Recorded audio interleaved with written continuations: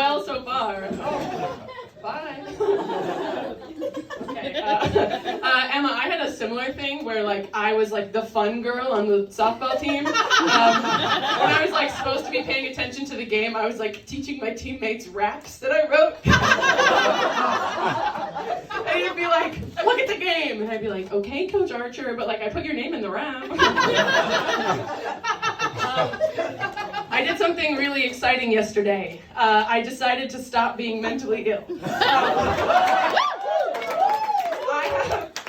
I have like a chronic, like debilitating fear of home invasion, and I was babysitting 2 kids last night, and yeah, childcare pays well. And I'm like putting them to bed, and it's like a big house that makes noise sometimes, and there was like a significant noise downstairs, and I was like, okay, be cool. And then the little girl, I'm putting her hair in a braid to put her to bed, and she's like, someone's in the house. And I was like, no, it's just the house making noise. And then I put them both to bed, and I go real quick to do a murderer check. Do you guys know how to do murderer checks? Okay, if you don't know about murderer checks, you don't have to be a professional, you can do them at home. What you do is you just hear like the slightest noise, and then you go check every place in your home that a human could conceivably fit. And then you do it again in a different order, in case they were following you in like a Scooby-Doo hallway style. You gotta check your work. And so I'm like, okay, I'm don't say this I'm gonna do a murder check. I don't say that to her, but I do one. And I go down to the basement, and the door to the garage is ajar. Right? Like, if you're normal, that's scary. And I'm mentally ill. So I decided, I'm not gonna be mentally ill tonight. Sort of, because they wanted me to like sit in the room with them while they fall asleep, so I locked the door, just in case, and then I sat there and they were asleep, and I was like, I could, like the parents aren't gonna be home for 3 hours, I could just sit in here until they come back, but I didn't do that. I went and I did about 3 or 4 more murder checks. Yeah, so a doctor might call that a compulsion, but that's not a very fun name, is it? And that's already patented, so I can't get any credit for it. Other good news, I recently got a new job. Quitting this job was very like cordial and nice. When I quit my last job, it was not great because it was a bad job. We had to like go back into the office very early into COVID because they just wanted a presence at the front desk for when like the CEO and the CFO want to come in because they don't like their family, and they got like mad at me for not so my manager calls me and she's like, hey, so there's been some complaints about reception, which is just me. Like, just say me. I am the only one with that position. It's me. And she's like, yeah, they just, they want you to be like a bit more lively at the front desk, like when they come in, say good morning, or like when they go to lunch, say like, have a nice lunch. And I was like, honestly, I'm such a cunt for not doing that. You're so right.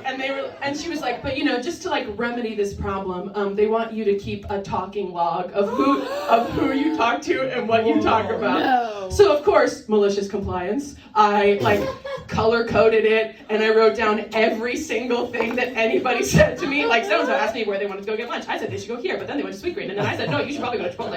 And what I should have done was be like, Ted from accounting said he wants to start a union. And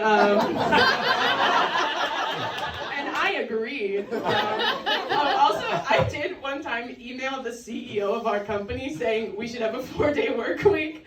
I had links. He didn't get back to me. He must have been, lost in his inbox. But yeah. So then after like 2 weeks, they were like, you don't have to keep a talking log anymore. And I was like, but it's so fun. I love my little talking log.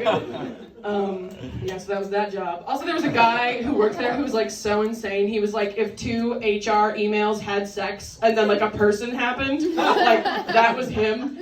He would like everything was like a thing. Like he came up to me and he was like, hey, so there's like a big knife back in the utensils drawer. And I was like, well, it's the utensils drawer. Typically we have the knives in there. And he was like, okay, it just kind of like freaked me out. And I was like, have you never been anywhere? There's knives in the utensils drawer. Where else would they be? In fact, that's the only normal place for a giant knife to be.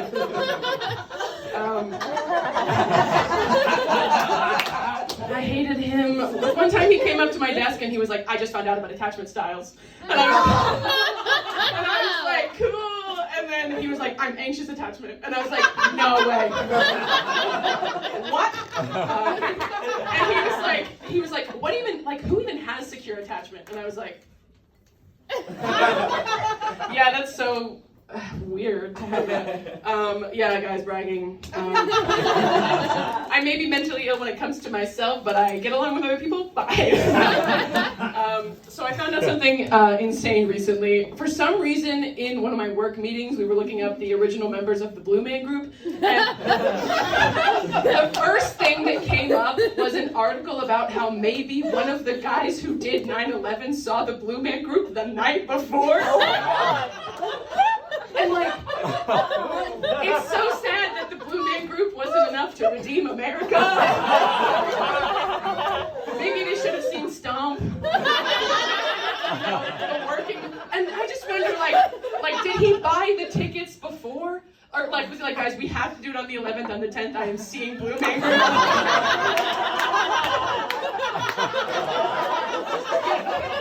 Or like, did he like that? Like, what if they knew, like, the director comes back and he's like, hey guys, break a leg tonight, I don't want to stress you out, but there's some really important people in the audience.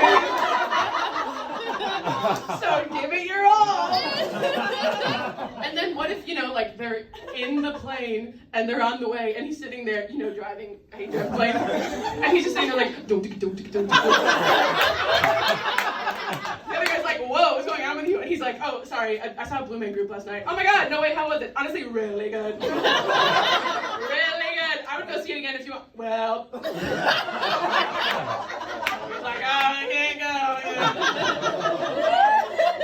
Or, also like, Mandy Patinkin did a one-man show the 10th of September.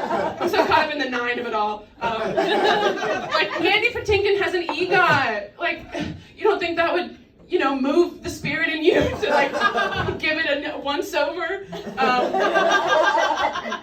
Yeah, so, also, like, imagine being the Blue Man Group and you get a call from the FBI and they're like, hey, Blue Man Group, it's the FBI. It's about 9/11. And then he looks at the rest of the Blue Man Group and he's like, do they think we did 9/11? He's like, no, don't worry, we know you guys are cool. Just wanted to let you know one of the guys was at your show. So,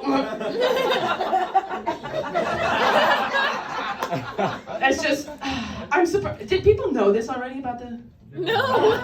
I'm like, I can't believe I stumbled onto this fact. Like, what a gift to me to learn this, because it's just so insane. All right, are you guys ready to keep the show going? All right. Coming up next to the stage is one of my very good friends. He's so funny. You're in for such a treat. Give it up for Danny Lang.